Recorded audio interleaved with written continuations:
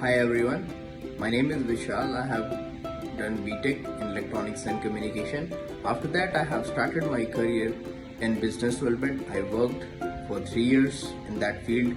After that, I wanted to change my field into IT, and I have got training from Knowledgenic for the manual testing course. The course was very good. It was very practical, and I have got also the doubt clearing sessions as well.